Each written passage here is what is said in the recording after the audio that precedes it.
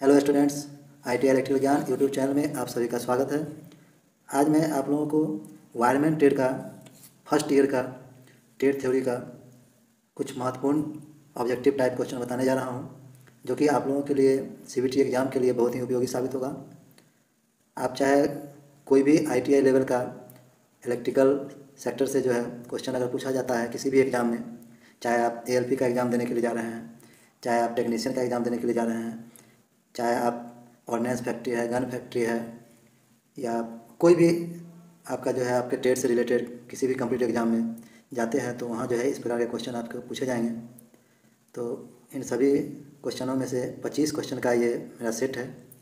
इस सेट को जो है आप अच्छी तरह से समझ लें, आपको एग्ज़ाम में दिक्कत नहीं होगी। और यह निमी का सेट है, और निमी के सेट से ही जो है आपका सभी जगह पर में क्वेश्चन पूछा जाता है। तो चलिए शुरू करते हैं वीडियो को, और आपको एक एक क्वेश्चन को एक्सप्लेन करके बताते हैं। क्योंकि 25 क्वेश्चन का सेट है, वीडियो थोड़ी लंबी हो सकती है, तो आप लोग वीडियो को लास्ट तक देखें। कहीं पर किसी प्रश्न में समझने में कोई कठिनाई होती है तो कमेंट अवश्य करें। अगर वीडियो आपको अच्छी लगती है तो लाइक करें।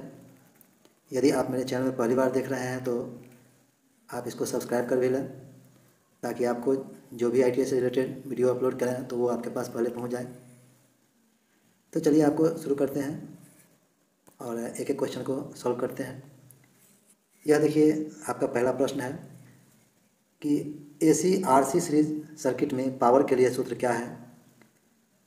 एसी सर्किट है और आरसी सर्किट है, दोनों का सीरीज कॉम्बिनेशन है। इसका मतलब हो गया कि इसमें आपका रेजिस्टेंस लगा हुआ रहेगा और साथ में जो है कैपेसिटर लगा हुआ रहेगा। ये दोनों का जो है सीरीज सर्किट है। और इस सर्किट का जो है आपको पूछ रहा है पावर का फार्मूला। यह आपका देखिए आर हो गया, यह आपका सी हो गया। रेजिस्टेंस और कैपेसिटेंस का जो है सीरीज सर्किट है। इसमें जो है आपको पावर के बारे में पूछा जा रहा है। तो एसी सर्किट जो भी होता है, एसी में जो है जैसे डीसी सर्किट के लिए आप लोग पढ़े हैं P = V × I, यह जो है केवल डीसी सर्किट में लागू होता है। लेकिन यही चीज़ जब आप एसी में देखेंगे तो एसी में पावर फैक्टर होता है, तो इसके साथ में जो है आपको cos∅ भी जो है लेना पड़ जाएगा। तो यहाँ पर देखिए आपका बी ऑप्शन में जो है VI cos∅ है, तो आपका सही आंसर जो है बी होगा, VI cos∅। इसको आप लोग याद कर लें, VI cos∅। नेक्स्ट क्वेश्चन है, देखिए यह जो है पूछ रहा है कि माइक्रोमीटर का रीडिंग क्या है। यह देखिए आपको माइक्रोमीटर का जो है रीडिंग इसमें दिखाया गया है। यह ऊपर साइड से जो स्केल है इसको बोलते हैं मेन स्केल, और नीचे साइड से जो होता है इसको बोलते हैं सब स्केल, और यह जो देखते हैं राउंड वाला पोर्शन है इसको बोलते हैं आपको थिम्बल स्केल। तो यह 3 स्केल इसमें रहता है, और तीनों स्केल का जो है आपको रीडिंग लेकर के तब जा करके आपको निकालना रहता है।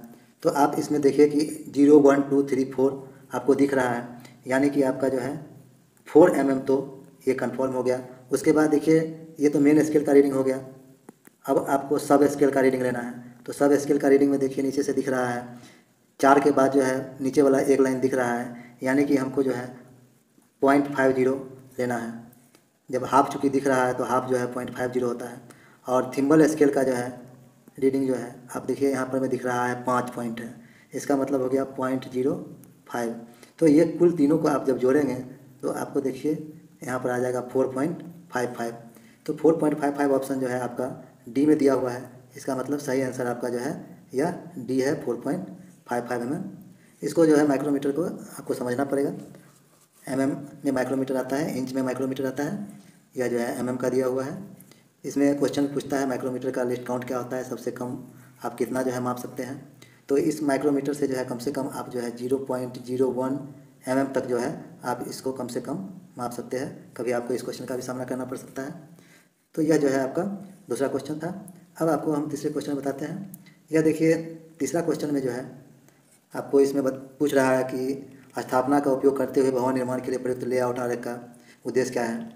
कोई भी जो है बिल्डिंग में जब आपको वायरिंग करना रहता है तो उसमें जो है उसके लिए लेआउट डायग्राम बनाना रहता है, और यह लेआउट डायग्राम क्यों बनाया जाता है इसके बारे में जो है पूछा जा रहा है।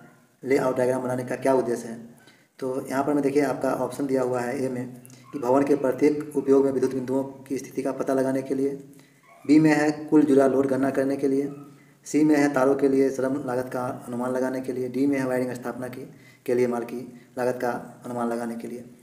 तो देखिए लेआउट बनाने का मेन रूप से जो उद्देश्य होता है कि आपको किस पोजीशन में कौन कौन सा पॉइंट लगाना है वो जो है पता लगाना, जो कि आपका देखिए ए में दिया हुआ है, to locate the position of electrical points in each used in the building, भवन के प्रत्येक उपयोग में विद्युत बिंदुओं की स्थिति का पता लगाने के लिए।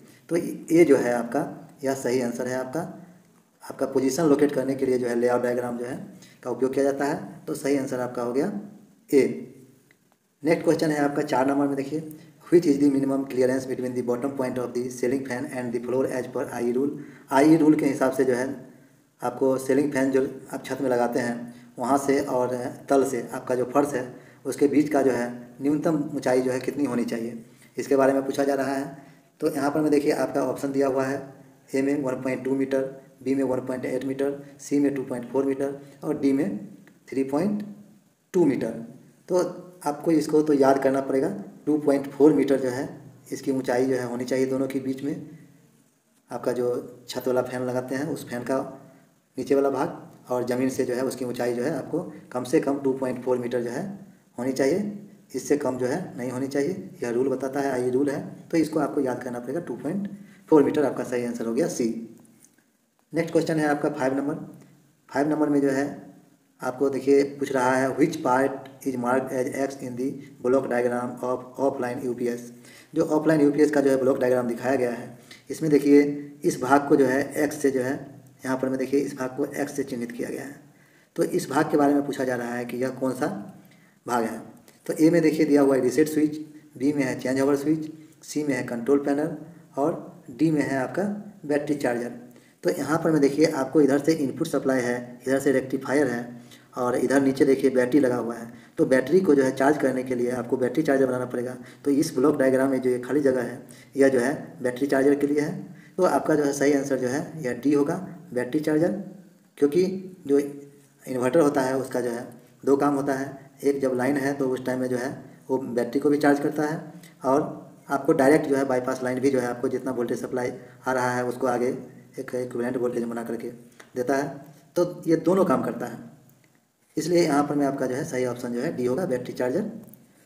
इसके बाद आपका नेक्स्ट क्वेश्चन है 6 नंबर में, which bulb will have lowest resistance. किस बल्ब का जो है सबसे कम प्रतिरोध होगा। तो देखिए इसमें जो भी सबसे ज़्यादा वाटेज का होता है उसका प्रतिरोध जो है सबसे कम होगा। तो ज़्यादा वाट का इसमें देखिए 60 वाट, 100 वाट, 200 वाट, 500 वाट। तो 500 वाट जो है सबसे ज़्यादा वाट है, इसलिए आपका जो है सही आंसर जो है डी होगा। कोई भी इस टाइप का क्वेश्चन पूछे एग्जाम में तो आप ध्यान रखें कि कम प्रतिरोध पूछ रहा है तो उस टाइम में ज़्यादा वाटेज लेना है और अधिक प्रतिरोध पूछ रहा है तो सबसे कम वाटेज लेना है। आपका नेक्स्ट क्वेश्चन है 7 नंबर। देखिए इसमें पूछ रहा है कि अर्थ प्रतिरोध को कम करने के लिए कौन सी विधि इस्तेमाल की जाती है। अर्थ का रेजिस्टेंस आप अर्थिंग घर में प्रयोग करते हैं या कहीं पर भी यूज करते हैं तो उसका जो है रेजिस्टेंस आप जानते हैं कि कम से कम होना चाहिए। तो कम रेजिस्टेंस रखने के लिए हम क्या करेंगे, इसके बारे में पूछा जा रहा है। तो ए में है अर्थिंग के लिए गड्ढे की गहराई कम करना। अर्थिंग के लिए जो आप गड्ढा के लिए गहराई करते हैं उसको जो है कम गहरा करना। तो यह तो जो है नहीं हो पाएगा, क्योंकि गहराई अगर आप कम कर देंगे तो उसको प्रॉपर अर्थिंग नहीं मिल पाएगा, रेजिस्टेंस उसका जो है कम नहीं हो पाएगा और रेजिस्टेंस जो है ज़्यादा ही रहेगा, तो नहीं होगा। आपका बी में है देखिए इलेक्ट्रोड की लंबाई बढ़ाने से, इलेक्ट्रोड की लंबाई बढ़ाने से भी जो है ज़्यादा फर्क आपका नहीं पड़ेगा। सी में है इलेक्ट्रोड की लंबाई घटाना। इलेक्ट्रोड की अगर लंबाई को घटा देते हैं तो उस कंडीशन में तो आपका और जो है प्रतिरोध जो है बढ़ ही जाएगा, तो ये भी नहीं होगा। डी में है आपका देखिए समानांतर में कई अर्थ इलेक्ट्रोड को जोड़ना। यदि आपके पास में पहले से एक लगा हुआ है तो आप उसके पैरेलल में 2-3 लगा देते हैं तो उस कंडीशन में ऑलरेडी आपका जो है प्रतिरोध कम हो जाएगा। जानते हैं कि आप रेजिस्टेंस जो है अगर सीरीज में जोड़ते हैं तो उसका प्रतिरोध जो है बढ़ता है और यदि आप पैरेलल में जोड़ते हैं तो उसका प्रतिरोध जो है कम होता है। तो आपका सही आंसर जो है इसमें डी होगा। अगला प्रश्न है आपका देखिए पीवीसी केसिंग और कैपिंग वायरिंग का नुकसान है। पीवीसी केसिंग कैपिंग वायरिंग जो है करते हैं उसका जो है क्या नुकसान है, इसके बारे में पूछा जा रहा है। डिसएडवांटेज, ऐसे आप जब भी क्वेश्चन बनाते हैं एग्जाम में तो अंग्रेजी में ज़रूर पढ़ लिया कीजिए, क्योंकि हिंदी में बहुत जगह पर मिसिंग भी रहता है और अंग्रेजी क्वेश्चन ही जो है अंग्रेजी में ही जो क्वेश्चन दिया हुआ रहता है वही जो है मान्य होता है।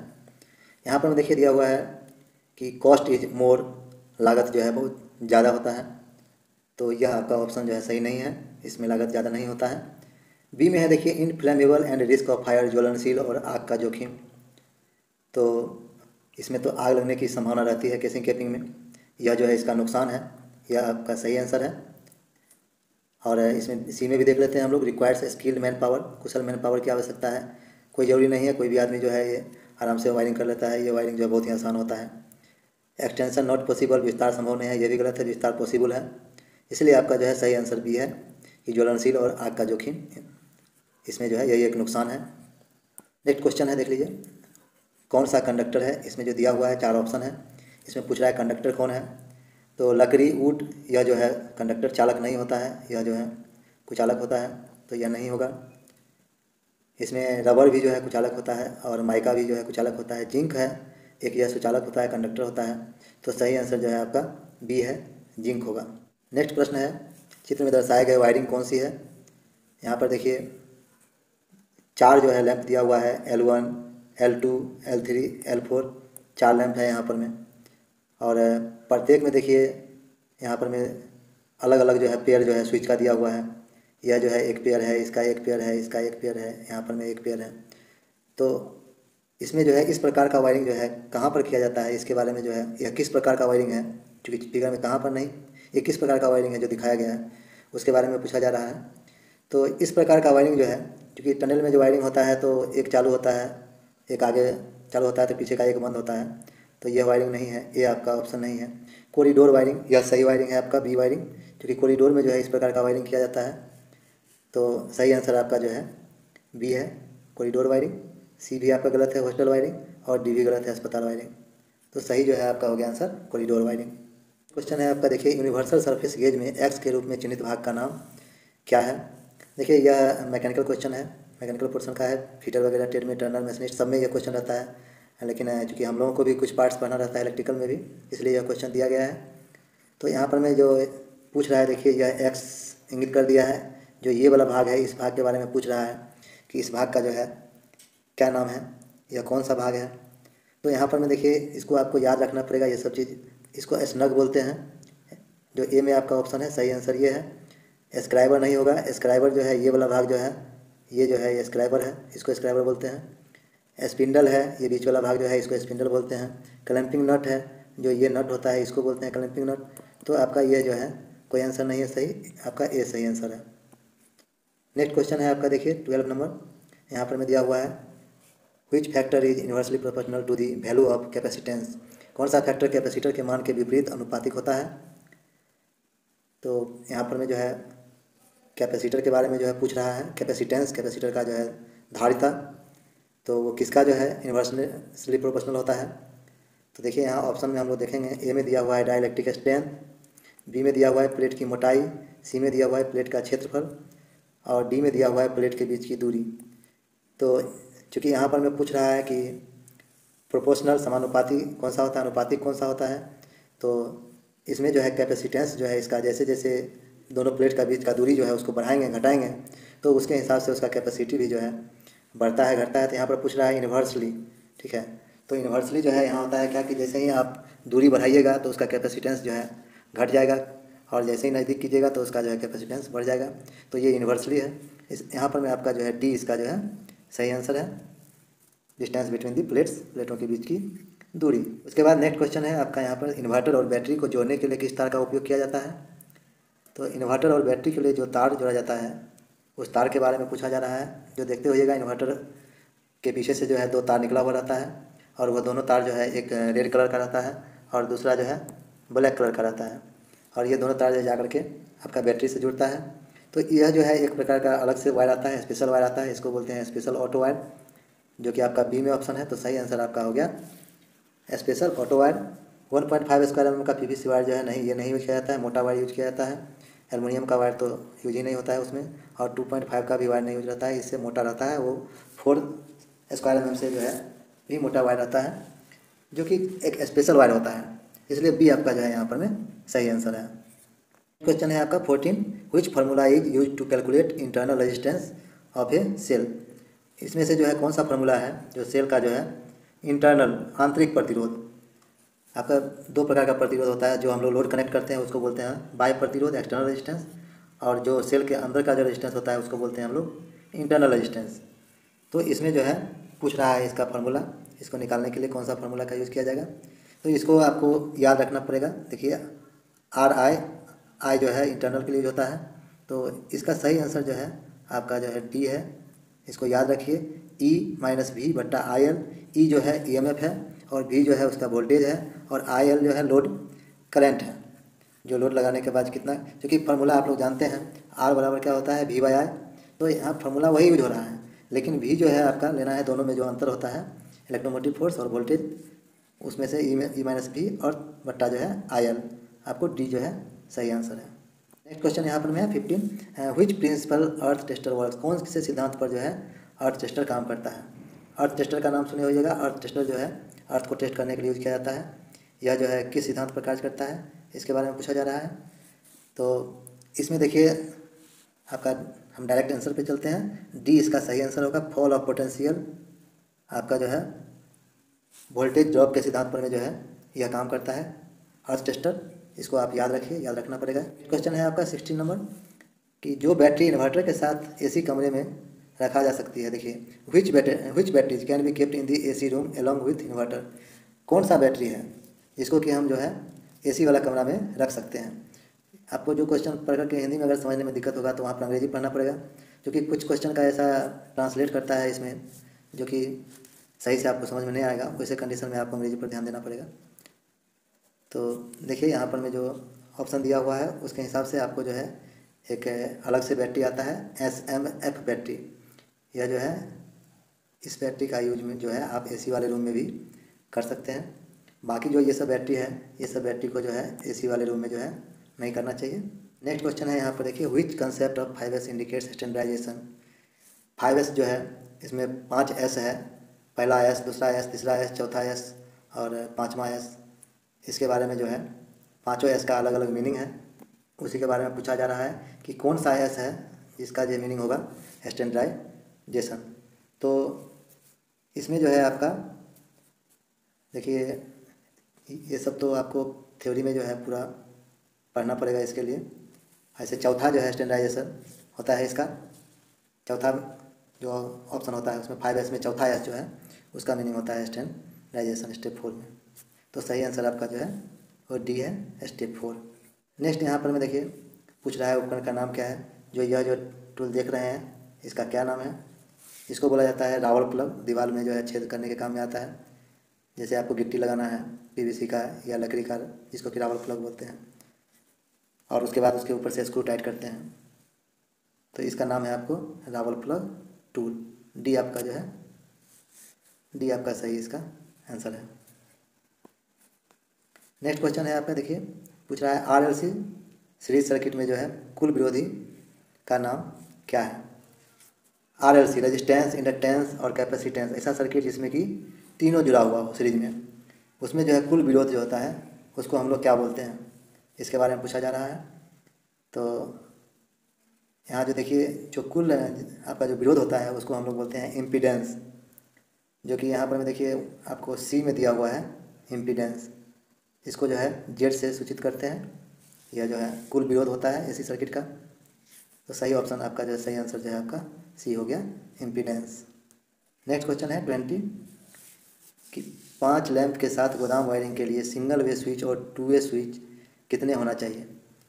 देखिए यहाँ पर 5 बल्ब जलाना है, तो 5 बल्ब जलाइएगा। तो उसमें जो है आपको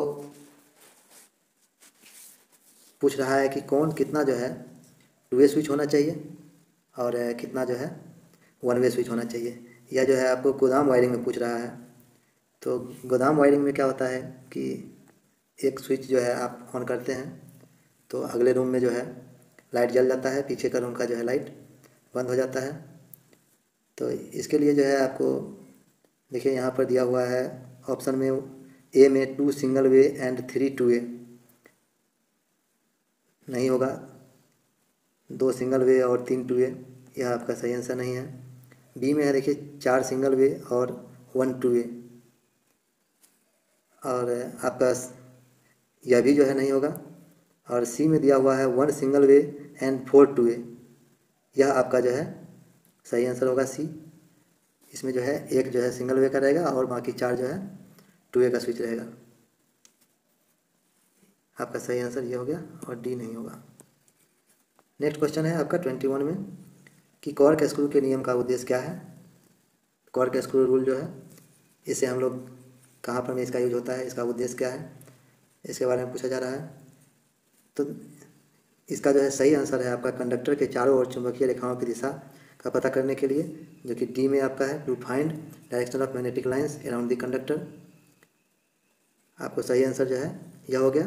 कंडक्टर के चारों ओर जो है चुंबकीय रेखा का दिशा किस ओर रहेगा उसको पता लगाने के लिए हम कॉर्क स्क्रू रूल का जो है प्रयोग करते हैं।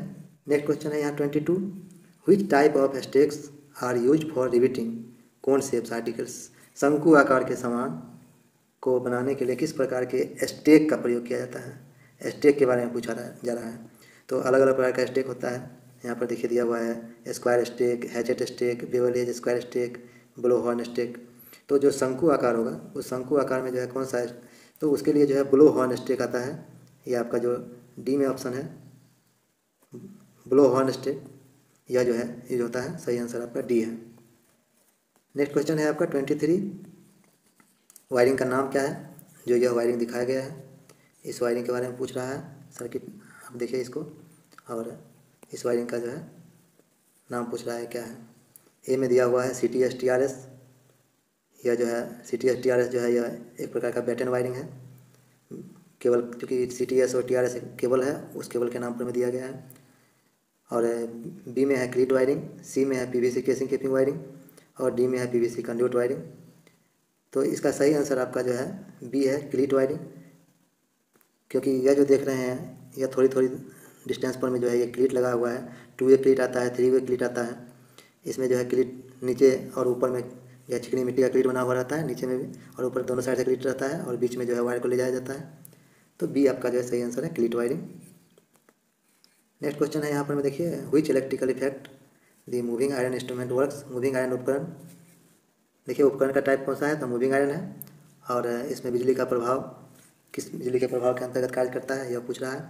तो चूँकि देखिए यहाँ पर में दिया हुआ है ऑप्शन में heating effect, chemical effect, magnetic effect और इंडक्शन इफेक्ट। तो जो यहाँ पर में आयरन टाइप जो है मूविंग आयरन टाइप जो इंस्ट्रूमेंट होता है वह जो है हमारा चुंबकीय प्रभाव पर में कार्य करता है, मैग्नेटिक इफेक्ट पर में कार्य करता है। तो सही आंसर आपका जो है सी है मैग्नेटिक इफेक्ट। नेक्स्ट क्वेश्चन है 25 में, which type of wiring system is suitable for multi storey building. Multi storey building के लिए जो है किस प्रकार का वायरिंग प्रणाली उपयुक्त है। इसमें देखिए ऑप्शन में दिया हुआ है आपका ट्री प्रणाली, ए में, बी में रिंगमैन प्रणाली, सी में वितरण बोर्ड प्रणाली और डी में junction box, looping out with junction box. तो इसका जो है आपका सही आंसर है ट्री सिस्टम, क्योंकि मल्टी स्टोर बिल्डिंग में जो है पेड़ की शाखा की तरह जो है एक मेन लाइन लिया जाता है और उससे जो है अलग अलग रूम के लिए, अलग अलग स्टोर के लिए जो है ब्रांच लाइन निकाल लिया जाता है। इसको बोलते हैं ट्री सिस्टम। तो ये आपका सही आंसर है। यह जो है इस सेट का जो है आखिरी क्वेश्चन था और 25 क्वेश्चन मैं आप लोगों को इस सेट में बताया हूँ। यदि किसी भी प्रश्न में आपको समझने में कोई कठिनाई होती है तो आप ज़रूर कमेंट करें। मिलते हैं अगले वीडियो में। Thank you.